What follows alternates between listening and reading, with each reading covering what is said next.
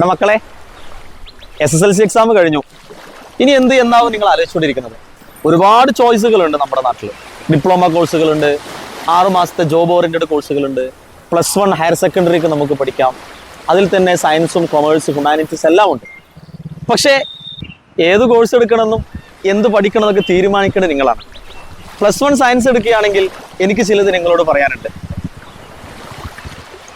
Science ബുദ്ധിമുട്ടാണെന്ന് കേട്ടിട്ടുണ്ടാവും. എന്തുകൊണ്ടാണ് സയൻസ് ബുദ്ധിമുട്ടായത്? കൃത്യമായ അക്കാഡമിക് പ്ലാനും മെന്റർഷിപ്പും ഉണ്ടെങ്കിൽ ഏതൊരു വിദ്യാർത്ഥിയെ സംബന്ധിച്ചും സയൻസ് എന്ന് പറയുന്നത് വളരെ എളുപ്പമാണ്.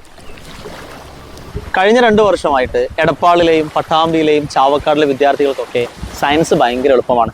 എന്താണ് അതിന് കാരണമെന്ന് അറിയാമോ? മെസോൺ. മക്കളെ, അപ്പൊ സയൻസ് പഠനം മെസോണിനൊപ്പം ആവട്ടെ. All the best.